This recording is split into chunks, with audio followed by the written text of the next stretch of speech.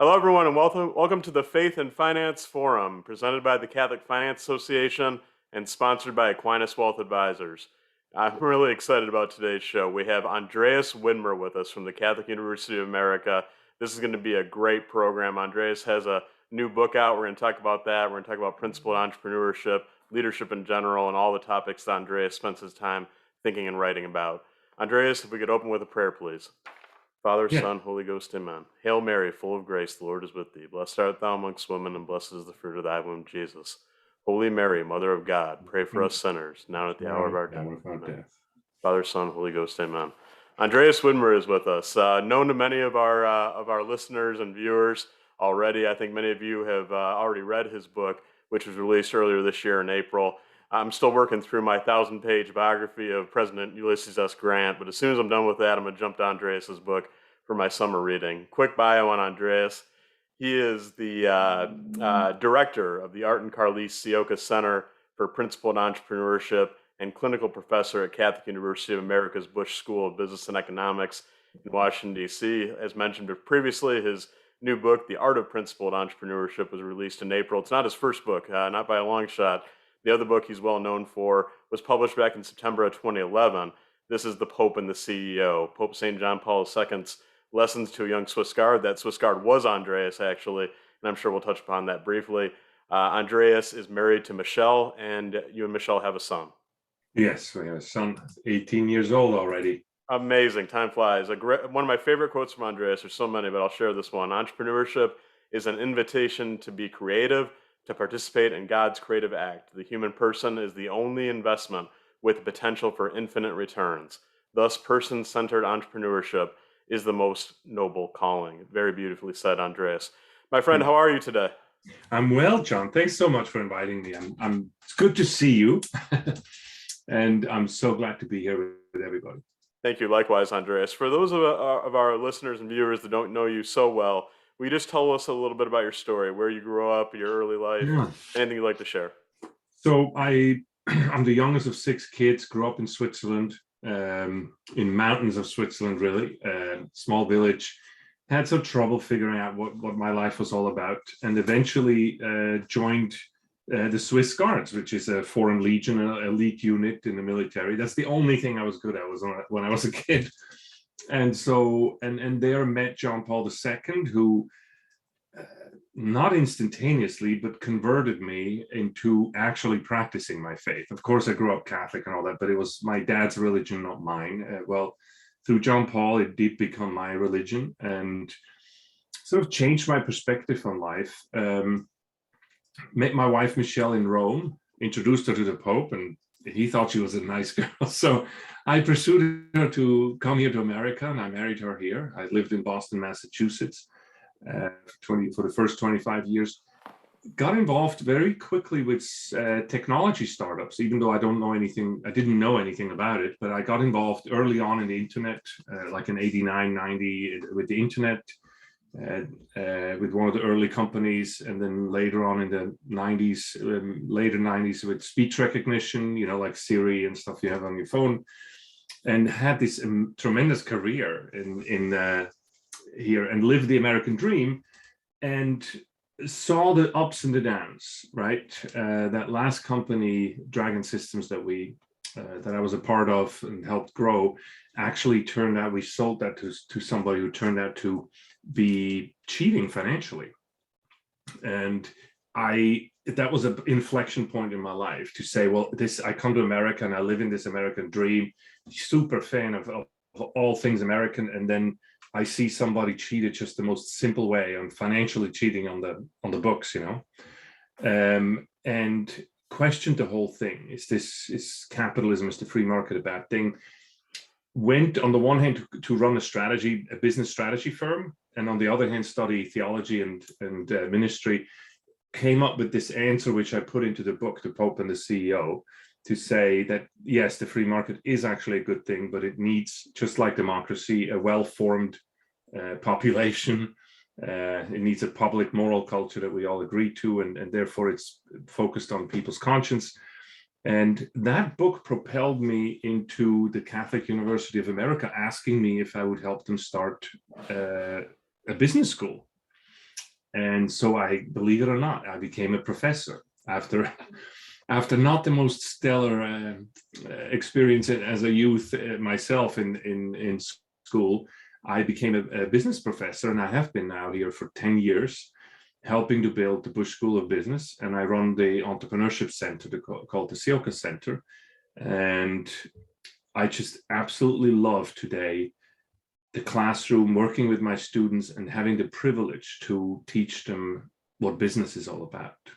You know, Andreas, so many elements of your background are interesting to myself and others, but your close relationship with Pope St. John Paul II, of course, is one of the ones that always comes up. That's not the focus of our conversation today, but I'd love it if you could just share, you know, one anecdote for those that don't know your story as well of your relationship with that great Pope. Yeah, it's important to say. I mean, he was not my best friend. Like I was I was a Swiss Guard, which looks really great to the outside, but the inside it's a bit like the valet driver outside of outside of your hotel. There's 130 of us, and we do our jobs best when you don't even notice that we're there. But he did notice, and he did reach out. I actually didn't like my job in the beginning, and I questioned whether I should be there, and I decided that I made a wrong decision to join. And that's exactly when I met him, and he reached out to me actually and said that he was very glad that I was there, that he was happy to work with me. You know, John Paul was pretty much my first boss after I came out of school. So you know, in my first job, really, my boss was the Pope, and people look at him in a spiritual sense, but for me, he was just my boss. And so I would work with him, and he started to model to me what a good leader is. And he focused more on me than I on him, in a sense, in the beginning.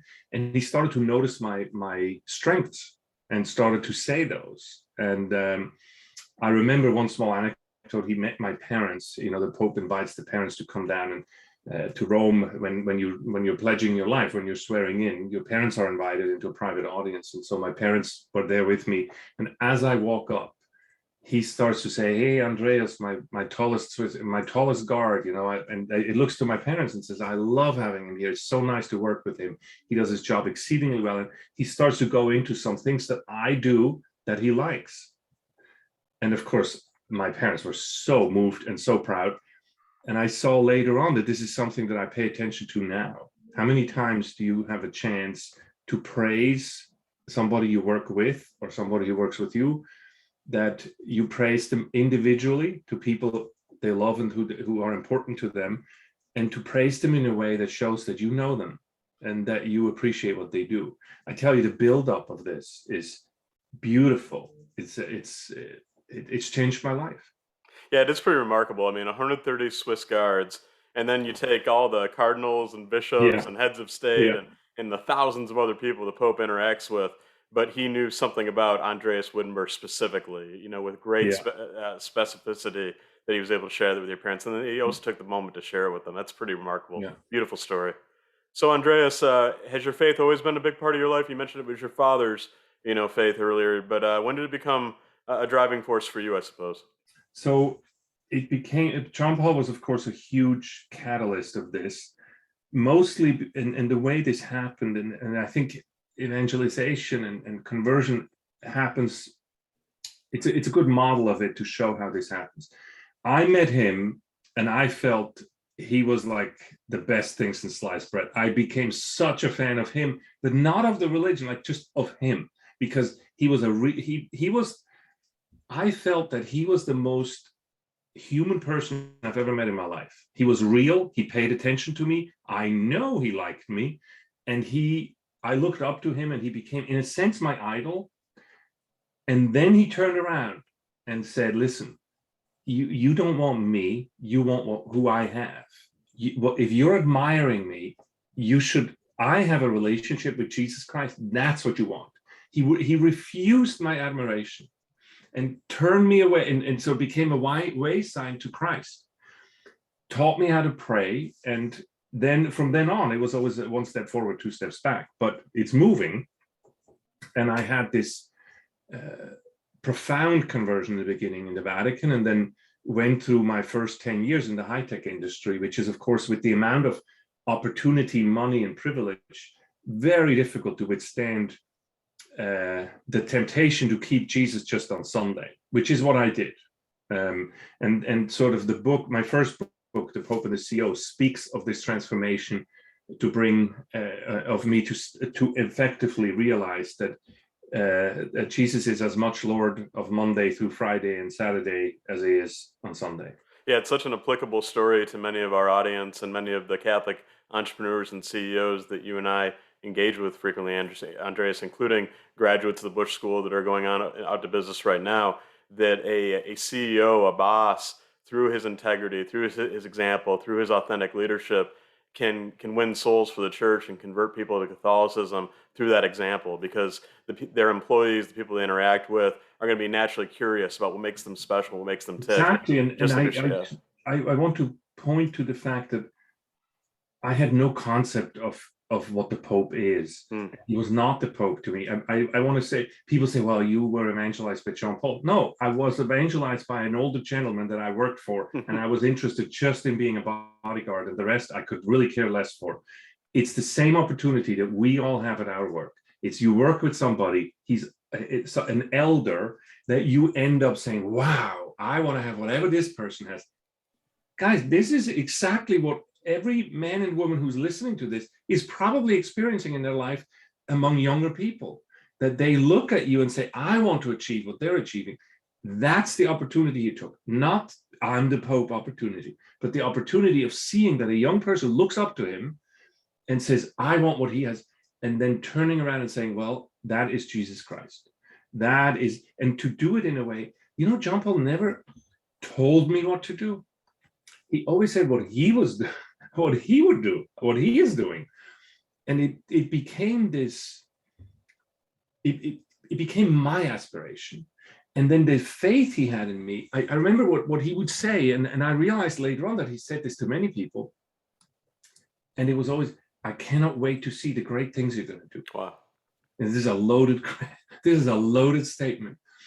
And it speaks of the human dignity and of the God-given greatness that we all have if we collaborate and cooperate with grace. And so I cannot wait to see the great things you're going to do, is one of the great gifts we can say to younger people. Wow, so beautifully stated. So again, we're going to do the cliff notes today because we want to focus on the book. Yeah. But you were a soldier. You were in the Swiss Guard serving Pope St. John Paul II. Tell us, briefly, how did you transition to becoming a businessman and an executive? So I met Michelle, my wife, over there, and then pursued her. And the way to pursue, she went back to America. She was studying over in Rome as an exchange student, and so I left the Guards after my 2 years that I had to serve, and basically said, well, I'm going to go where she is. And I came to America. The only way to come to America was to go to school. So I went to school. I didn't speak a word of English, by the way. A word of English is too much to say, but I spoke like in song titles. So I didn't know English. And so, but I got into this school, and then we got married the year after. And I didn't have a work permit, and so she said, let's just work for somebody for free, because if you do a good job, nobody will not pay you. So the wisdom of my wife, and I joined a small tech startup that was called FTP Software, which is now like Kleenex. It's like the people who brought the internet to the PC. And it was a few people there, and they're like, well, we can't really pay you because we're a growing company and this and that, but you can have some shares or so. and I wasn't allowed to work in that sense anyway. And I said, well, I'm fine. And they said, well, we pay for your travel during the summer. And so I started there because I was motivated to also, it would, on my student budget, it would allow me to fly to Europe, because I took over all of international in the company. And little would you know, this company became one of the biggest startups in technology back in the early 90s. We went public in 93. I joined in 90 or 89. And suddenly I was the head of all of international. I was 23 years old, 25 years old, and I had this huge organization under me. Incredible. And I had absolutely no idea before of computers and everything, but God works marvelously, giving me this chance, and I grew into it.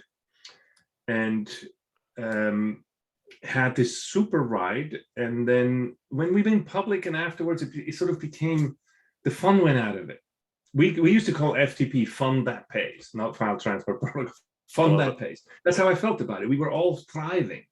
And then once we went public, and it drained the fun right out of it. And so I ended up leaving. And I joined Dragon Systems, the speech recognition company, just before they hired me to say, look, we're at the cusp of continuous speech recognition. And it was Seagate Software actually was involved, and they found me and said, listen, you know, do what you did at FTP there. And I took over international there as well. And it was a super ride, bringing speech recognition to all these foreign countries and foreign languages. And I was in charge, of course, with the development as well on that. I tell you, John, it was an amazing ride. But then with this firework at the end, that we sold the company for $600 million, and we sold it to somebody who was fraudulent. And so then we dealt with all of that, which was a huge lesson. It's again a gift. It's a huge lesson to learn from that, and that sort of provided the impetus for me to actually examine what's going on. I would have not examined it otherwise. And that's, of course, the benefit now that that's what I'm doing. As a result of these highs and lows, I am now interested. That's what gives me the interest to help to build a business school, and do a Catholic business school, and say, how should business be taught? Yes, integrity, character, ethics, not doing shady stuff like you encountered. Absolutely. Yeah. So, Andreas, we could talk on and on about your accomplishments in business. Over 100 leading edge tech products brought to the market, serve as CEO, founder, every type of startup. You have such an interesting story and all that. And I don't want to take anything away from that. But one thing I did want to focus on is the Seven Fund, which is this bringing enterprise solutions to alleviate poverty. I always thought this was an interesting project and company. Will you tell us a little bit about that? Yeah, so that's a philanthropy that I had and started. That one of the things I recognized through my studies, both, so I was with this business strategy consulting firm. It was a subsidiary of the Monitor Group up in Boston. That's the Harvard Business School professor's strategy firm. And I took over one of the smaller firms that they had underneath, and I spun it out. It was called OTF Group. And we did business strategy for uncertain environments and emerging markets. So my whole team, we were a company that focused on business strategy in uncertain environments, specifically as it applies to post-conflict societies and emerging markets. So we had offices all over, like Africa, Southeast Asia, South America, and so on. And I learned a lot. And most of all, what I learned is there's only one way to create prosperity, and that is through business. And that the poor are often poor. And it goes back to a definition that John Paul actually gave, which I rediscovered. John Paul said, do not measure the poor based on income. Poverty has nothing to do with money per se. Poverty is, he said, is defined as to be excluded from networks of productivity and exchange. That is so profound. It's beautiful because it's an actionable definition. If poverty is to be excluded from networks of productivity and exchange, then when we want to bring prosperity, we have to include people in networks of productivity and exchange, which is business. So the only sustainable solution to poverty is not redistribution of money, of what is assumed to be a fixed amount of money, which is not true. But what we need to do with the global poor and the local poor is to integrate them into our networks of productivity and exchange, which is business. And so then I started a philanthropy together with Sir John Templeton from the Templeton Foundation and a friend of mine, Mike Fairbanks, that we called the Seven Fund. And we went around emerging markets to find the best entrepreneurs we could find in emerging markets. We called them pioneers of prosperity. And our theory of change was to find them and then give them a prize and promote them and hold them up. Because if I showed up in a let's say in Kenya or in Rwanda or something, I might as well come from Mars. They have no way to relate to me. I show up as this rich guy from Switzerland to them, right? And there's no value of this. But if we find a local entrepreneur who's made it, and we put that person as the role model, then the way humans work is mimetically, is to say, if he can do it, I can do it. If she can do it, I can do it. Then we can change people's behavior and role models. And so that was our theory of change. And so the Seven Fund did a lot of work with that. And it sort of culminated in us being the seed funder for a movie called Poverty, Inc. And you should all Google that. It's a really great movie. It was made by the Acton Institute by Michael Matheson Miller, great guy. And that became a super successful documentary that pretty much talked about what it is that we did at the Seven Fund. Like many of these entrepreneurs in the movie are people that we gave the prize to. And it was super inspiring and I loved it. But then I stopped it because I feel also that if you're a philanthropy or an NGO, you become, if you don't say, look, we're going to achieve this and then we finish. If you don't do that and then cut it off and get rid of that organization and do a new one, you become what in the military is called a self-licking ice cream cone, which means, and it's a funny term, but it's totally true, which means that you end up existing for your own sake in the sense of poverty then becomes your business, and therefore more poverty is more business. It's a misalignment of incentives, and then you'll become a part of the problem rather than a part of the solution. And so we dissolved it after 7 years because we said, okay, we went out to achieve this, we did it, that's it. And that's when providentially I was led to help start the business school, the Busch School at Catholic U. And let's drill down on that for a moment. And by the way, Seven Fund story is incredible. Thank you for sharing that. I do encourage all our listeners to check out the video. What an awesome project. Thanks for sharing that, Andreas. So the Busch School is a lot different than everything else you've done. I mean, you're an entrepreneur, you're a businessman, you're kind of an out in the field guy. You're going into academia, which has a reputation for being more bureaucratic, perhaps slower moving. What was that shift like, you going from the business world, the world of entrepreneurship, to academia? Yeah, I'm not a big business guy. I'm a startup guy. Yeah, I have ADD. Okay, so I won't pay attention long enough to for something to grow that big. My expertise and I think my talent, my God-given talent, is startups and ideation and things like that. And so here's what this is: a startup. I was very blessed. The person who asked me to join the Busch School is Andrew Abella, and he's the first dean and he's the dean now. And we have a really great relationship, and he is a great manager, a great leader in the sense that he knows what I'm good at. And this is something I hope we talk a little bit about later about my new book, is the way when you start a company, you should find people and match and see what their strengths are, and then match them with other people who make up for my non-strengths, right? And he knows that I'm a startup guy and I'm an entrepreneur, and so I have this Ciocca Center, and I get to actually do the outward-facing entrepreneurial stuff, and I have very little to do with the actual bureaucracy of the university, because he knows not only that I would hate it, but he also knows that I would drive them crazy in 10 minutes. It's just it's water and oil. And it's not my fault or their fault. It's just one of these things that you don't take somebody's non-strengths and put that in the front of their job. And but I have to say, my overall experience at the Catholic University has been a very, very positive one. First of all, I don't know whether you've ever seen the campus, but we have certainly one of the most beautiful campuses in the United States. Agreed. And then to have this environment of 13 different schools surrounding the National Basilica of the Immaculate Conception, and having this real desire on campus to really live out our faith in Christ, our Catholic faith, is always inspiring. And I absolutely love my time here.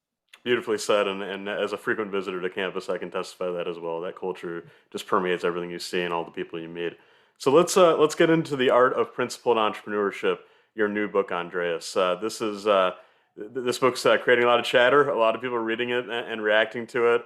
It's a really good book from everything I hear, and I look forward to reading it myself. Tell us what inspired you to write this book. So I always wanted to, it's sort of a sequel in a sense to the Pope and the CEO, in that I wanted to update what I now learned and what I teach. Yeah? And And so I always knew sort of what I wanted to say. And I wrote this book twice before. And I don't know whether I can say this on this podcast, but it sucked each time. so bad that my wife says, you can't publish this. This reads like a sandstorm. Wow. It's like so dry. And then I'm in this men's group, in a prayer group, where we meet every week in the morning, early morning. And I brought it to them. And in early 2020, we do this virtually. And I was actually in Rome because I was going to teach there for the semester at the Catholic University's Rome campus, which also, by the way, is a secret tip. Like, this is the best Rome campus of any university. So anyway, so I brought it to them. That my wife said it was horrible, unreadable, and then we prayed with each other and so on. And we prayed, and they came back and said the reason why it's no good is because you're not talking about somebody, but you're talking about something. And you're a storyteller. You need to talk about somebody, and that was made the first book good, and that would make the second book good. Except then I'm like, okay, I got it. Now I have to think of who to talk about. And I actually did the question, the answer gave itself out of the question, because one of the people that I knew years before, when I was still living in Boston, had nothing to do with education. I met a CEO, an entrepreneur. His name is Art Ciocca, who changed the wine industry into what you know it to be today. Like, my buddy Bob, who introduced me to him, who's one of the guys in my prayer group, always said he's the CEO you should know but have never met. You should know him, but you don't. And it's because he's the guy who came up with boxed wine, with wine spritzers, wine coolers, who made a wine to taste, to fit the American palate, and he built the second largest wine company in the world, the largest wine brand in the world, and so on. And yet nobody knows him because he feels like, why should they know me? They should know the winemakers and so on. He says, I'm the impresario. They should know the first violinist, and they should know the oboe player, not me. What am I doing? I'm just going like this. I'm just orchestrating it. And I just immediately knew that this is the guy I need to write about, Art Ciocca. So I call Art, lived in San Francisco. I'm in Rome. I call Art, say, Art, you got to do me a favor. I have this great idea. And he says, sure, what is it? I'm like, Art, I'm going to write this book. I didn't tell him about the bad efforts before, but I said, I'm going to write this book, and I have an idea of how to do it, but I want to tell your story in the book. And, it would be really great if you would agree to this. And, I won't take too much of your time. And he says, well, I'm very flattered and so on. And I have, he says, I have good news and bad news. And I said, well, what's, give me the bad news first. And he says, you see, the truth is, I have like reoccurrence of cancer, and I have 2 months to live. And then I said, okay, what's the good news? And he says, I have lots of time till then. And this is Art.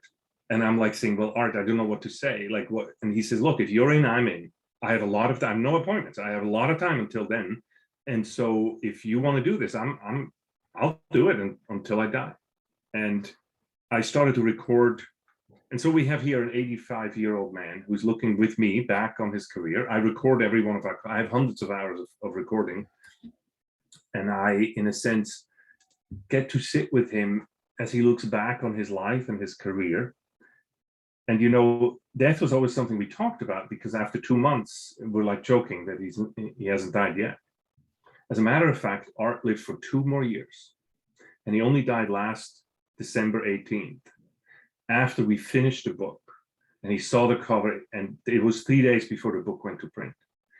And this privilege of turning around now and giving you this story of what one of the most successful CEOs, Catholic CEOs in the United States, has to share about his life and what he thinks is important in business, is one of the privileges of my life. And that's what the art of principled entrepreneurship is, because he is the art of principled entrepreneurship. Wow, deeply moving. I can only imagine how you must feel to have enjoyed that privilege, and now to be able to publish this book. that sprung from those last few months and years together with your good friend and your mentor. Wow, just incredible. So, principled entrepreneurship. This is a term that has a definition, and it's how you open your book.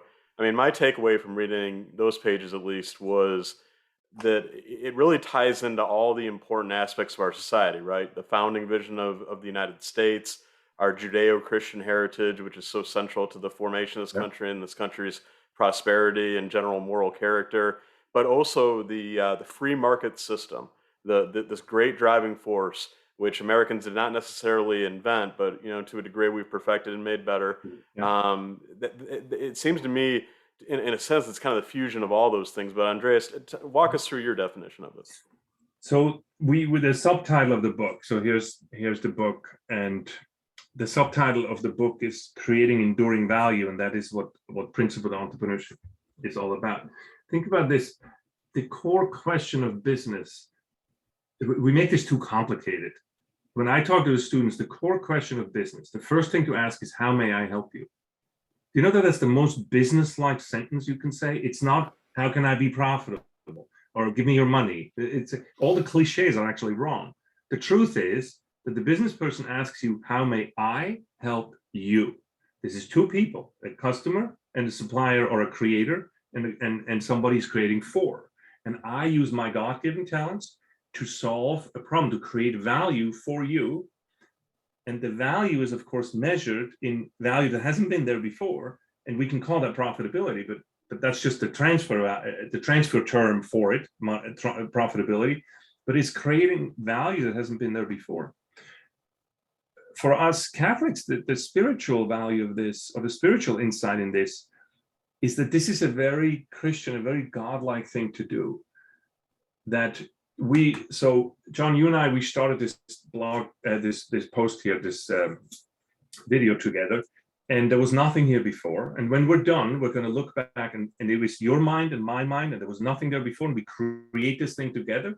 We put a bow around it, we send it out, and people can see it. So when you're watching this now, this is something John and I did before you watched it. We came together, we use our God-given talents, and we add value for you. So if this is an insightful conversation for you, this is something that wasn't there before, right? What does that remind you of? That reminds you, if you go back to Genesis, in how God created the world. It's like a third person now comes in here, and the three of us say, hey, I have an idea today. How about we create the world? Create this animal, that animal. And God said, okay, this is a great idea, and created it and give it some independence. And then turn around and say, what? It is good. And so John, you and I were going to turn around afterwards and say, this was good. This is a good, podcast. And we're imitating that when we work. This gives a few insights into this enduring value. Is that, so of course, we're the crowning of creation, that we were made in God's image and likeness, which means we now have the freedom to go and create goods that are truly good, and to go and provide services that truly serve. But just like with love, we of course get the choice to not. God created us as human beings in his image and likeness, in the sense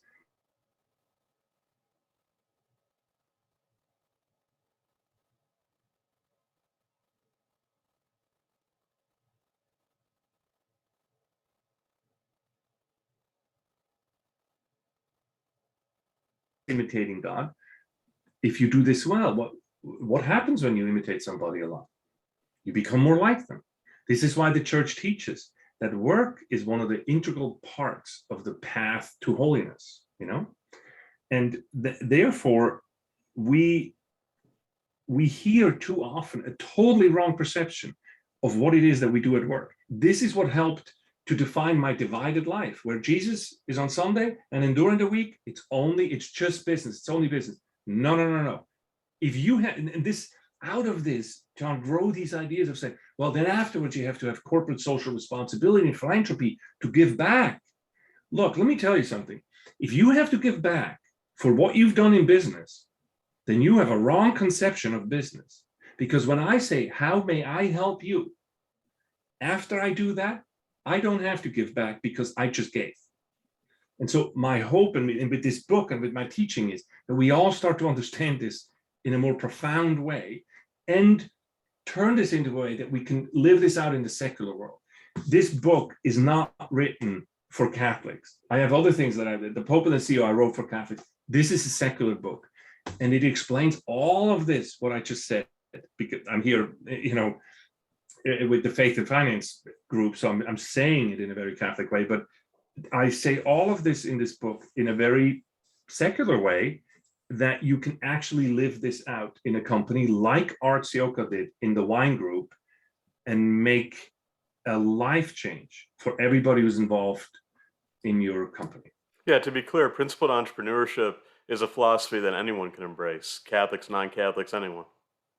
Yeah, it's about human flourishing and creating enduring value. But because we have a nature, a natural law, and the world is made by God, there are certain rules and certain ways of doing things that reflect his law. And that's, of course, something I can explain in detail in Catholic language, but I can also explain it in secular language. Let's spend just a few minutes previewing the 5 pillars that you go through in the book. And again, this will just be a preview. Everyone needs to order the book today to get the the real thrust of what we're talking about today. But pillar 1 is the economy exists for people, not people for the economy. Comments on that, Andreas? This is the first thing that people get wrong. I hate it when somebody says it's just business. It's nothing personal. There is no thing that is not personal because John Paul's personalistic norm, right? People are to be treated for their own good. And so this is not a chicken and egg question. What was there first, people or the economy? People were first, and the economy serves people, right? And that's a very important understanding, and we lose the forest for the trees constantly. Companies do not have a right to life. Well said. Pillar 2, to work is to create is to be human.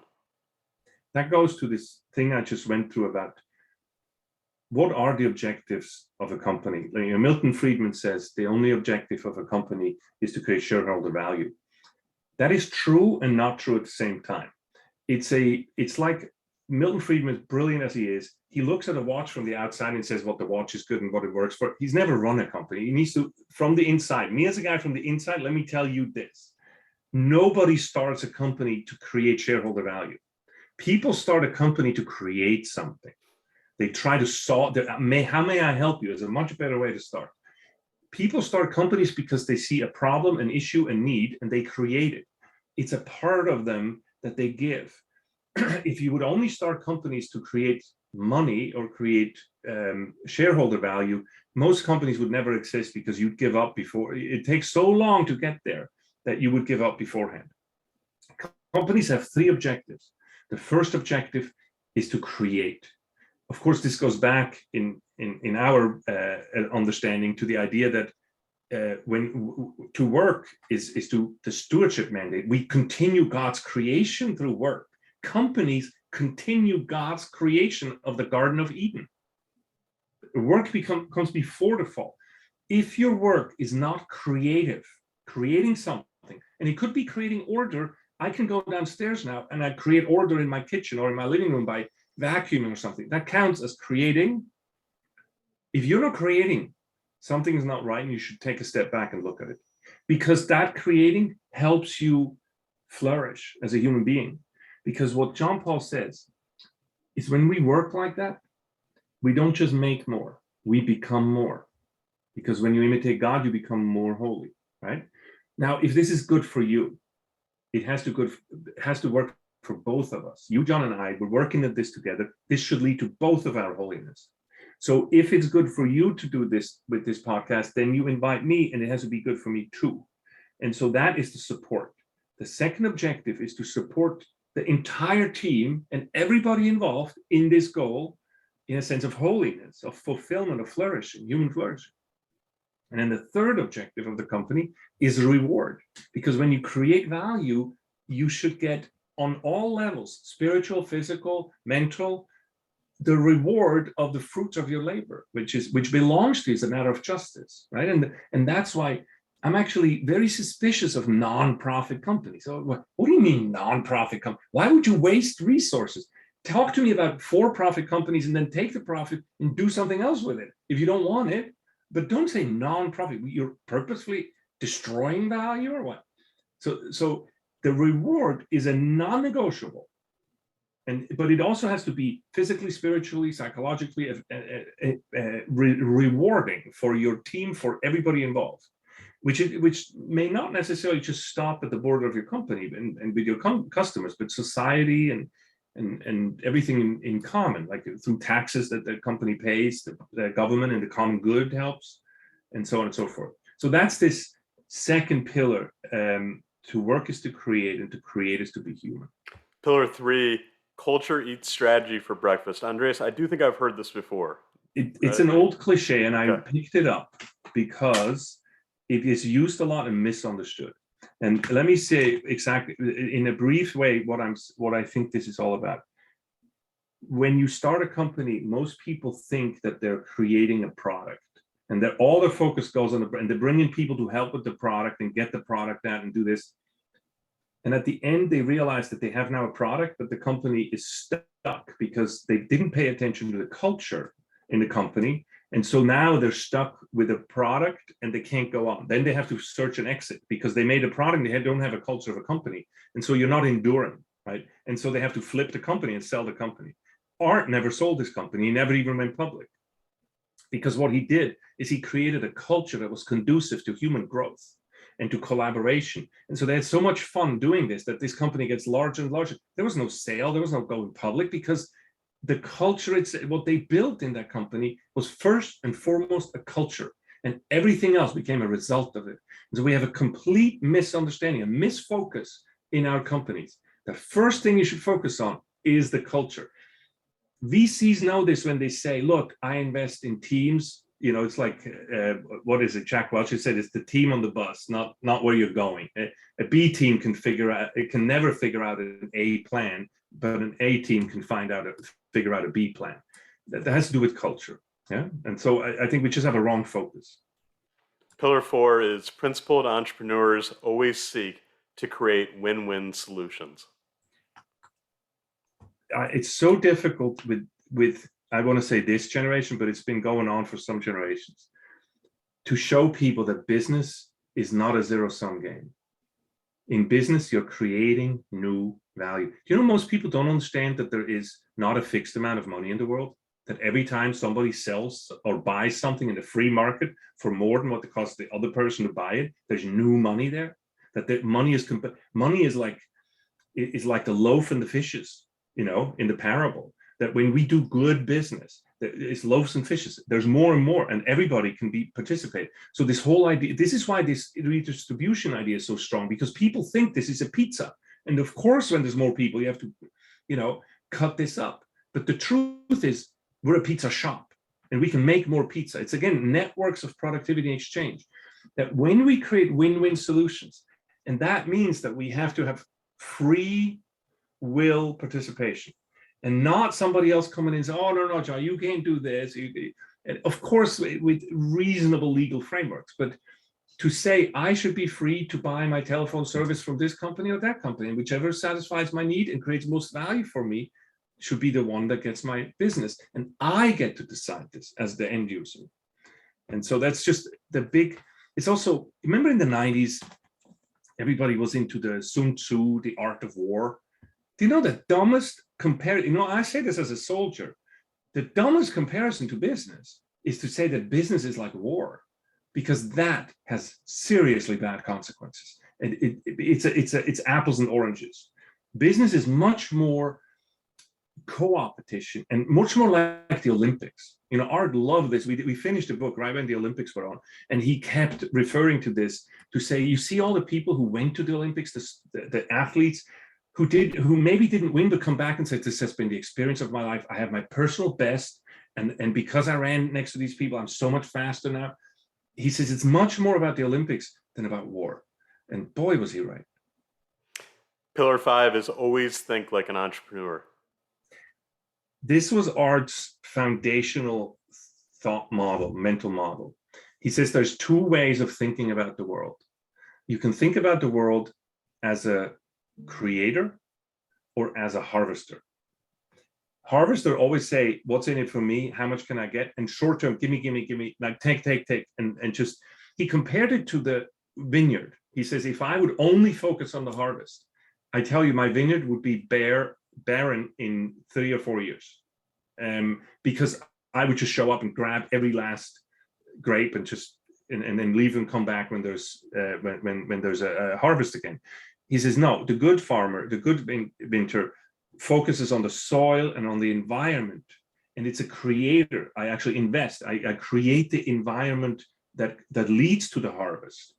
It's not that you never harvest, but that's not your mindset. Your mindset is the mindset of a creator, which actually goes back to the first principle of what work is all about. And he says, he always said that the entrepreneur is first and foremost a creator. And what he wanted to point out with always think like an entrepreneur is he says the entrepreneur is not the person who starts a company. There's entrepreneur, everybody should be an entrepreneur. That's why he said, always think like an entrepreneur. There's a little test on my, or a little quiz on my website, andreas-widmer.com, where you can take a test and see what kind of entrepreneur you're at right now. You can change over life. But he says the entrepreneur can be the employee entrepreneur that comes to their manager, not with a problem, but with the solution, to say, I take this on and I create solutions. So then you show it's a mental attitude of a creator rather than a harvester. And he gave a lot of examples in there of how that happens. And Andreas, as the book winds down, you talk a lot about the future, the rising generations, young leaders coming up, etc. Was that a major goal of this book, was to have influence on the rising generation of business people and entrepreneurs to affect their thinking? Yes, two sides of the focus. We want to give people hope. Both Art and I, to different degrees, of course, were fortunate and blessed to live the American dream. I would like to communicate that American dream to the younger generation and to tell them how much I admire and respect it and love it, and to show them what it has achieved. Even around the world, this way, I'm not saying that our free market system is perfect or ever will be. I don't think that only in heaven do you get perfection, but we are moving in the right direction. Right now with COVID, there has been a bit of a bump, but think about it, poverty, abject poverty, which used to be 95% of humanity. In, let's say, 1850, 95% of humanity lives in abject poverty. Today, it's less than 10%. That's the free market right there. And that's, in a sense, capitalism. I don't like the word, but we can say that. People would never hear this, and I write about this in the book, to say, look at the achievements, and then to say, look, you have a chance to participate in this, and with the right mindset, with the principled entrepreneurship mindset, you can bring about so much good to a business as a force for good. And that we encourage students to start and to be an entrepreneur at every level. One of the things at the end of the book that I asked Art, so what do you have, what did you learn out of our hundreds of our 2 years of discussions? And he said, I learned that I was an entrepreneur long before I owned my own company. Wow. I was an entrepreneur in my first job, and I want others to do the same. And the second aspect of what I'm doing, and I had a bit of a struggle in convincing the publisher to keep that in, is I have a chapter in there about teaching this. Because, I'm at the Catholic University of America, and our whole purpose is not to become the sole provider of education or something like that, or in a sense competitively in that sense that I want to be dominating it. We want to add value to everybody else in the United States. And so everything I teach and everything I do is available for everybody else. And so I wanted to have a chapter in there for other people to copy what I do in the classroom, even if you homeschool, to take this and do it yourself.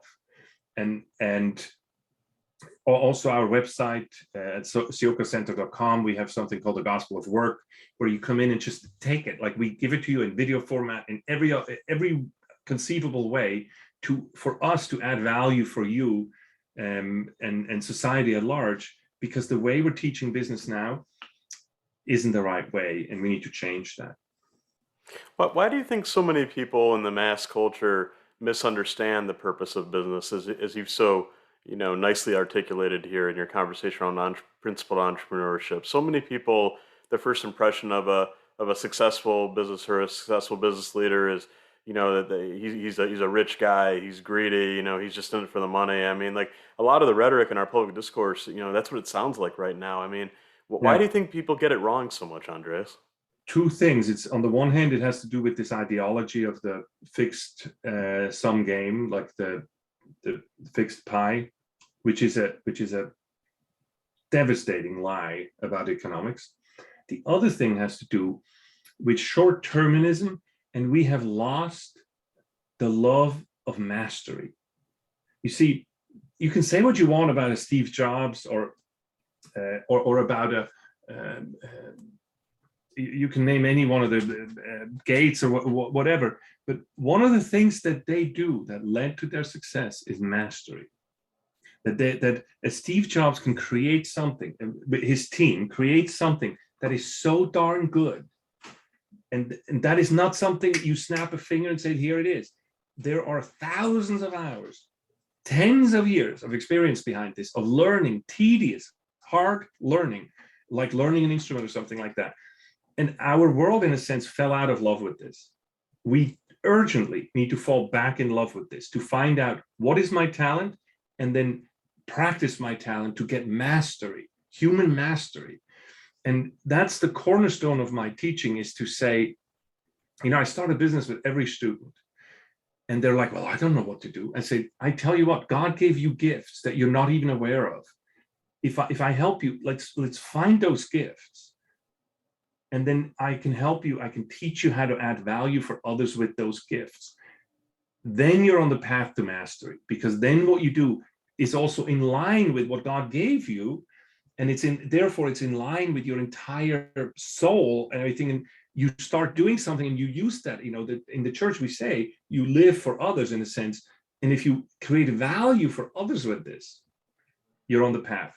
That actually and what we have created, both the Friedman doctrine and the CSR, the corporate social responsibility stuff, we're only focusing on the end of work, or the outcome of work, and nobody focuses on work itself anymore.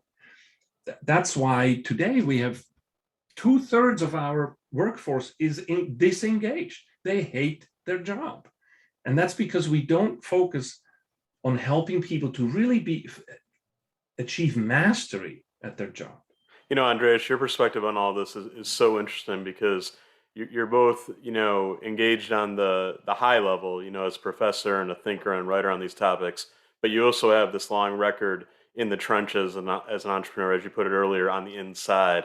I'm wondering if any of our listeners, CEOs, senior managers, financial executives, want to bring, practical, applicable tools for creating a culture of principled entrepreneurship in their businesses. What are a few tips you could give them now? So the first thing, and I'm actually just doing this now, I do this every few years in my own team, that look at yourself and say, what are my talents and my non-talents? And we need to start to adopt that language. Every year people go and do their 360 review and do employee reviews and everything. And I want to suggest that you revise that a bit.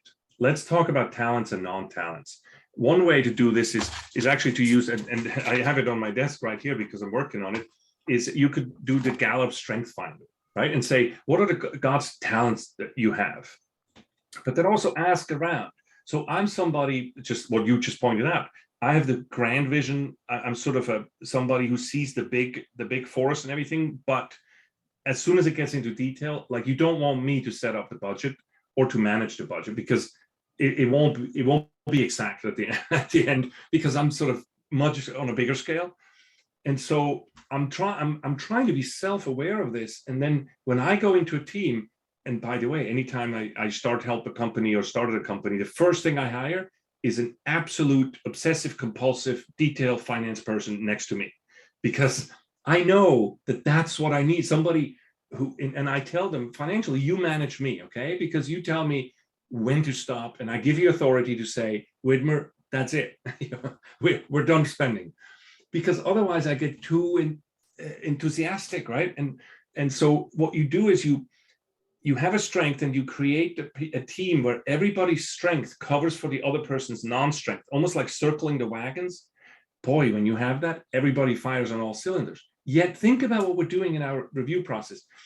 To say, John, the thing with the details, and maybe we send you to more accounting classes or something like that. An accounting class on me is totally about investment. It's not that I don't want to learn it. It's just like teaching a cow to dance. It's just not going to happen. Whereas if you tell me, let me work more with your mental models and speaking and performance and things like that, that's where you get a return on investment. And so if we do this and we approach our teams like this, I tell you, this is when a team isn't just 1 + 1 is 2, but it's 1 + 1 is 3, 4, 5. Last question for me today, going back to a theme that's come up a few times, is just this burning desire that every practicing Catholic has, especially, and other people as well, but it's particularly strong in our Catholic tradition, of alleviating poverty. We hate human misery. We hate poverty. We hate any oppression of the poor. We're called to serve them and lift them up and walk with them and improve their circumstances. Andreas, you mentioned a couple of times that it's only the free market. It's only entrepreneurship that can truly lift most or all people out of poverty sometime in our lifetimes or soon thereafter. That's just the truth, right? I mean, you've seen a lot of the world, you've studied a lot, you've done a lot of different kinds of work. There's no other alternative except a vibrant, invigorated, free market with lively entrepreneurship. That's the only way to do it, right? It's the only way that corresponds to human dignity. There's a difference between humanitarian aid and economic development. Right now, for example, starvation and hunger is on the upkick because we had COVID with a disruption on many levels. Also, supply lines, aid, investments, all kinds of things have stopped during COVID. And the fallout of this is a dramatic increase in humanitarian disasters. And that means that I think we're going to face severe hunger in certain places. That is not something you're just going to say, oh, let's do some economic development. That is a humanitarian crisis. And in humanitarian crisis, you show up and you provide. Okay, I'm never going to question that. It's a non-negotiable. That's the Good Samaritan. But even the Good Samaritan, he didn't say, and here's the check, he can live here as long as he wants. He was only going to live there until he's better. And when he's better, he goes over and he has to focus on being the profitable servant. And the profitable servant is to be perfect as the Father in heaven is perfect. And that means I grow through these gifts that God give me. And there I have to produce these returns, this value add. That is both a privilege. The church teaches there is a right to work and there's an obligation to work. Paul says, you don't work, you don't eat. He doesn't say this to the person who can't work. He says this to all of us to say, when we work, we don't just make more, we become more. So to help everybody to develop in our full human dignity, we have a right to work. That means that economic development programs that do handouts rather than hand-ups in a way are demeaning to the human person. And that is often where helping hurts, that we create dependency. We create, what's a good word for this? We make people feel less equal and dependent, and we infantilize the poor by saying, well, you are not, you're not good enough, you can't play at this level. It's almost as if we sent the poor a message that they're stupid. But you know what? The poor are not stupid. What needs to happen is we need to recognize them as equals and give them access to our markets, to our networks of productivity and exchange. Very well said. Andreas, as our time comes to a close, any parting thoughts or capstone thoughts for our audience today? So I'd love to have you come and check out the book. It's at Andreas-Widmer, WIDMER.com. And I'd love to hear from you. There's all kinds of opportunities there. And then also, if you have a chance, we just released a new program, an 8-video series called The Gospel of Work. And that you can find on cioccacenter.com. And maybe we can put it into the notes below. And there, it's a free course. You have to sign up for it because it's unteachable, but it's an 8-video series that I developed pretty much on the basis of the Pope and the CEO, that teaches that deeper meaning of work and what we can specifically do, each one of us personally, to reach that deeper level of both gratification at work, but also the pursuit of holiness through work. Andreas, this has been such a delight. I hope this is a conversation that Art Ciocca would have appreciated and approved of. I think he would have. I'm sure you would. I've loved our time together, my friend. You're doing such great things. It's good to touch base. Continued good luck on the book. I know it's doing great. It'll continue to do well, I'm sure. And God bless you and all your work. Ladies and gentlemen, you've been listening to the Faith and Finance Forum, hosted by the Catholic Finance Association, presented by Aquinas Wealth Advisors. We'll see you next time. Thanks again, Andreas. Thank you.